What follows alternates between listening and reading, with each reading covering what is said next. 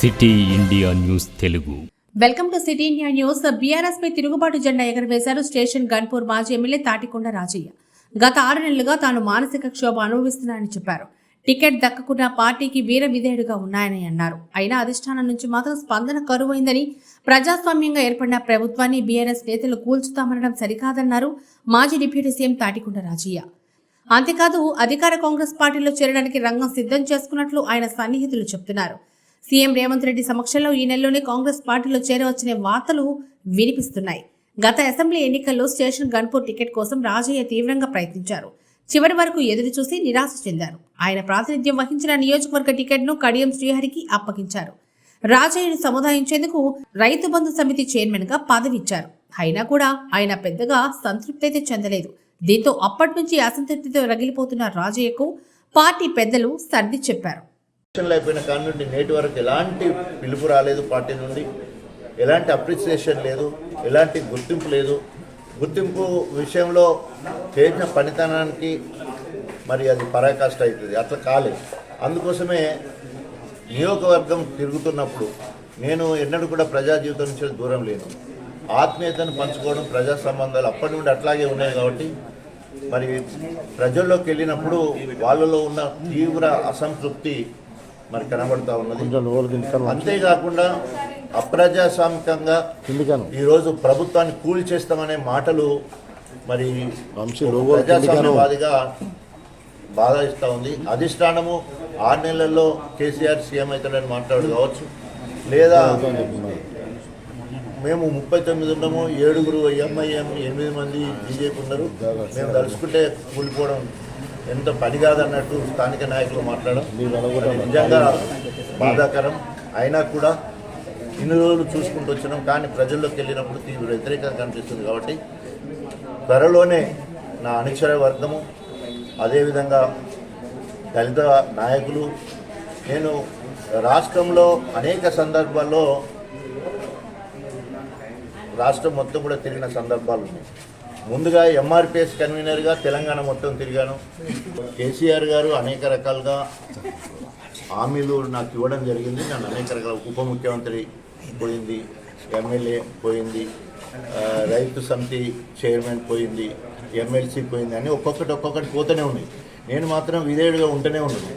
కానీ విధేయత ఓ లిమిట్ ఉంటుంది, సర్టెన్ లిమిట్ ఉంటుంది. ఆ లిమిట్ దాటిన తర్వాత వీడు పిచ్చోర్రా అనుకుంటారు. కాబట్టి సరైన సమయంలో సరైన నిర్ణయం తీసుకోవాలంటే తప్పకుండా నేను మొదటి నుంచి కూడా ప్రజానాయకుడు ఉన్న ప్రజాభిప్రాయం మేరకు, దళితుల అభిప్రాయం మేరకు, దళితుల ఆత్మగౌరవం పెరగడానికి, వాళ్ళ అస్తిత్వాన్ని కాపాడడానికి తప్పకుండా వారి నిర్ణయాన్ని కట్టుబడి త్వరలోనే నిర్ణయం తీసుకుంటాను. కాంగ్రెస్ పార్టీకి వెళ్తానా లేకపోతే బీఆర్ఎస్ పార్టీలో ఉంటానా అనేది జస్ట్ కొద్ది కాలంలో నిర్ణయం జరుగుతుంది. ప్రజల అభిప్రాయం మేరకు మాత్రం నా నిర్ణయం ఉంటుందని చెప్పేసి అంటే ఇది పార్టీ కార్యక్రమాలు, తర్వాత ఎంపీ టికెట్ దానికి సంబంధించింది కాదండి. ఇది మాదిగల అస్తిత్వం, ఆత్మగౌరవానికి సంబంధించిన అంశం. గెలుపోవటంలో ఎట్లున్నా కూడా అనేక మందికి టికెట్లు ఇచ్చినప్పుడు నాకు టికెట్ ఇవ్వాల్సిన అవసరం ఉండే. ఆ టికెట్ ఇవ్వకపోవడం, అంతకుముందు మరి ఉప ముఖ్యమంత్రిని తీసేసినప్పుడు కూడా పార్టీకి విధేయుడిగా, నాయకునికి విధేయుడిగా పనిచేయడం జరిగింది. అదేవిధంగా మళ్ళీ నా ఎమ్మెల్యే తీసి మళ్ళీ ఇంకో ఎమ్మెల్యే నా నియోజకవర్గానికి ఇవ్వడం, నా ఉప ముఖ్యమంత్రి తీసి నా నియోజకవర్గానికి సంబంధించినకి ఇవ్వడం నాకు మానసిక ఆవేదనకు గురైంది. అయినా కూడా పార్టీకి విధేయుడిగా ఉండాలని చెప్పేసి నాకు అప్పచెప్పిన బాధ్యత. గణపురం నియోజకవర్గం నా క్యాడర్ మొత్తం కలిసి గణపురంలో ఎమ్మెల్యేని గెలిపించడం, తర్వాత నాకు ఇన్ఛార్జ్ ఇచ్చిన జనగాం ఎమ్మెల్యేని గెలిపించడం, అభివక్త వరంగల్ జిల్లాలో 12 స్థానాలు ఉంటే 2 నియోజకవర్గాలు నేను ప్రాతినిధ్యం వహించిన గెలవడం అనేది ప్రజలందరూ గుర్తించిండ్రు. అయినా కూడా ఎలక్షన్లు అయిపోయిన కాడి నుండి నేటి వరకు ఎలాంటి పిలుపు రాలేదు, పార్టీ నుండి ఎలాంటి అప్రిసియేషన్ లేదు, ఎలాంటి గుర్తింపు లేదు. గుర్తింపు విషయంలో చేసిన పనితనానికి మరి అది పరాకాష్ట అవుతుంది, అట్లా కాలేదు. అందుకోసమే నియోజకవర్గం తిరుగుతున్నప్పుడు నేను ఎన్నడూ కూడా ప్రజా జీవితం నుంచి దూరం లేను. ఆత్మీయతను పంచుకోవడం, ప్రజా సంబంధాలు అప్పటి నుండి అట్లాగే ఉన్నాయి. కాబట్టి మరి ప్రజల్లోకి వెళ్ళినప్పుడు వాళ్ళలో ఉన్న తీవ్ర అసంతృప్తి మరి కనబడుతూ ఉన్నది. అంతేకాకుండా అప్రజాస్వామికంగా ఈరోజు ప్రభుత్వాన్ని కూల్ చేస్తామనే మాటలు మరి ప్రజాస్వామ్యవాదిగా బాధ ఇస్తూ ఉంది. అధిష్టానము 6 నెలల్లో కేసీఆర్ సీఎం అవుతాడని మాట్లాడు కావచ్చు, లేదా మేము 39 ఉన్నాము, 7 ఎంఐఎం 8 మంది బీజేపీ ఉన్నారు, మేము తలుచుకుంటే కూలిపోవడం ఎంత పని కాదన్నట్టు స్థానిక నాయకులు మాట్లాడడం నిజంగా బాధాకరం.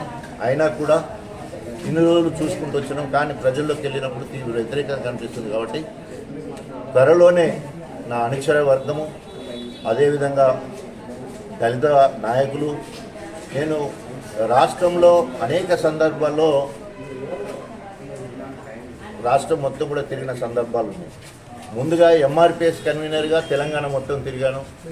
కేసీఆర్ గారు అనేక రకాలుగా హామీలు నాకు ఇవ్వడం జరిగింది. నన్ను అనేక రకాల ఉప ముఖ్యమంత్రి పోయింది, ఎమ్మెల్యే పోయింది, రైతు సమితి చైర్మన్ పోయింది, ఎమ్మెల్సీ పోయింది అని ఒక్కొక్కటి పోతూనే ఉన్నాయి. నేను మాత్రం విధేయుడిగా ఉంటూనే ఉన్నాను. కానీ విధేయత ఓ లిమిట్ ఉంటుంది, సర్టెన్ లిమిట్ ఉంటుంది. ఆ లిమిట్ దాటిన తర్వాత వీడు పిచ్చోర్రా అనుకుంటారు. కాబట్టి సరైన సమయంలో సరైన నిర్ణయం తీసుకోవాలంటే తప్పకుండా నేను మొదటి నుంచి కూడా ప్రజానాయకుడు ఉన్నా. ప్రజాభిప్రాయం మేరకు, దళితుల అభిప్రాయం మేరకు, దళితుల ఆత్మగౌరవం పెరగడానికి, వాళ్ళ అస్తిత్వాన్ని కాపాడడానికి తప్పకుండా వారి నిర్ణయాన్ని కట్టుబడి త్వరలోనే నిర్ణయం తీసుకుంటాం. కాంగ్రెస్ పార్టీకి వెళ్తానా లేకపోతే బీఆర్ఎస్ పార్టీలో ఉంటానా అనేది జస్ట్ కొద్ది కాలంలో నిర్ణయం జరుగుతుంది. ప్రజల అభిప్రాయం మేరకు మాత్రం నా నిర్ణయం ఉంటుందని చెప్పేసి అంటే ఇది పార్టీ కార్యక్రమాలు, తర్వాత ఎంపీ టికెట్ దానికి సంబంధించింది కాదండి. ఇది మాదిగల